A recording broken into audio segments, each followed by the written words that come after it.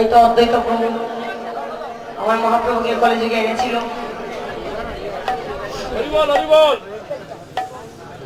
মহাপ্রভুকে কেন এনেছিল? এই কলেজে কেউ উদ্ধারের জন্য।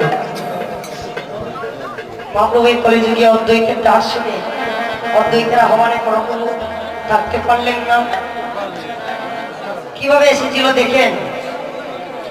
অদ্বৈত প্রভু প্রতিদিনই গঙ্গার জল তুলসী পত্র দিয়ে সেটা গোবিন্দ চরণে অর্পণ করে সুরধনী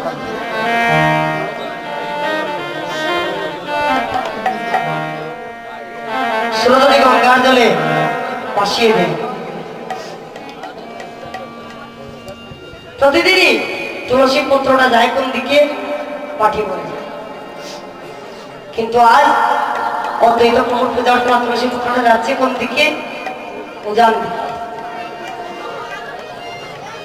তা দেখে অদ্বৈত প্রভু মনে মনে ভাবলেন, হাইরে প্রতিদিন তুলসী পত্রটা যাচ্ছে পাঠি বই, কিন্তু আজ করে যাচ্ছে উজান দিকে। আমাকে একটু পরীক্ষা করে দেখতে হবে।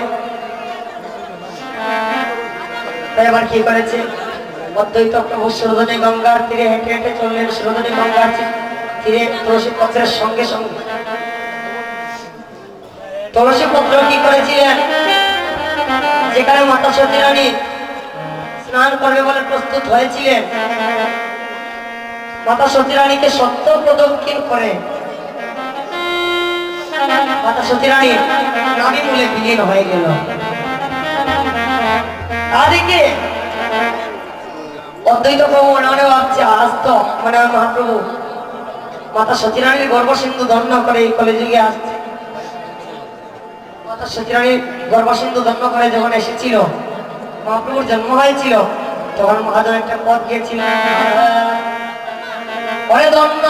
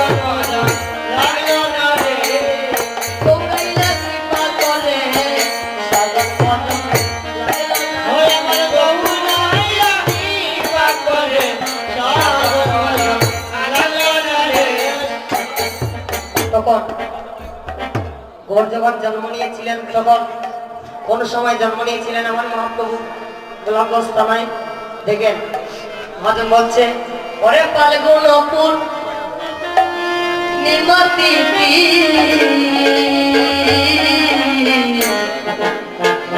পত্র ফাল্গুনে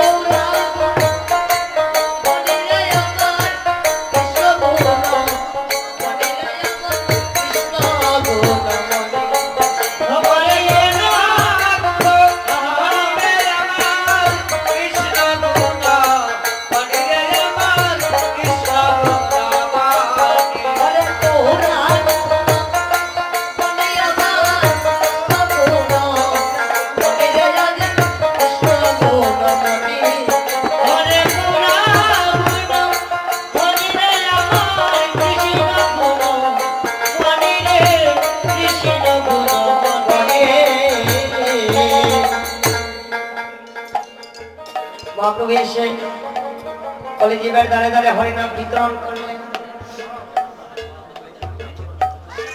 দেখেন মহাপ্রভু আমার কলিজীবের দ্বারে দ্বারে হরিনাম বিতরণ করলেন নিত্যানন্দকে নিয়ে আর পঞ্চভক্তকে সঙ্গে নিয়ে নিত্যানন্দকে বলছি ও দাদা তুমি কলিজীবের দ্বারে দ্বারে হরিনাম প্রচার করো দাদা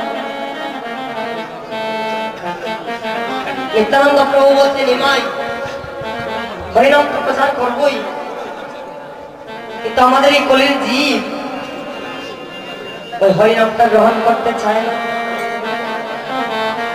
ওদের কাছে হরিনাম খুব থিত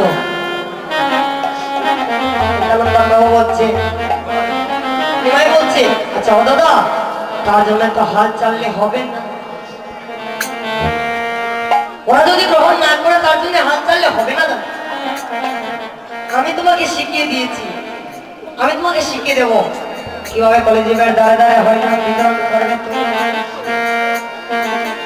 এসো আমার কাছে প্রথমে জীবের হাতে ধরে হরিনাম প্রচার করবে তারপরে যদি না গ্রহণ করে জীবের পায়ে ধরে হরিনাম প্রচার করবে তাতেও যদি হরিনাম না গ্রহণ করে নিজের দোলায় ঘন করে দিয়ে এইভাবে নিত্যানন্দ প্রভু কলিজীবের দ্বারে দ্বারে হরিনাম বিতরণ করেছিল ভক্তগণ নিতাই তারা পঞ্চতত্ত্ব মিলে তারা হরিনাম প্রচার করেছিল ভক্তগণ এটাই পঞ্চতত্ত্ব এরা মিলে একটা স্তূপ তৈরি করেছিল সেটা হচ্ছে প্রচন্ড কলিজীবকে উদ্ধার করার হরিনাম শেষ করে পড়া হচ্ছে হরিনাম ভক্তগণ তথা গৌরভক্ত মন্ডলী মায়েরা আমার সাধুগুরু বৈষ্ণবগণ আজ দেখি তো কারা কারা নিতাই স্কুলে ভর্তি হবেন একটা হাত করে কিন্তু দেখি নিতাই সবাই নিতাই স্কুলে ভর্তি হতে চান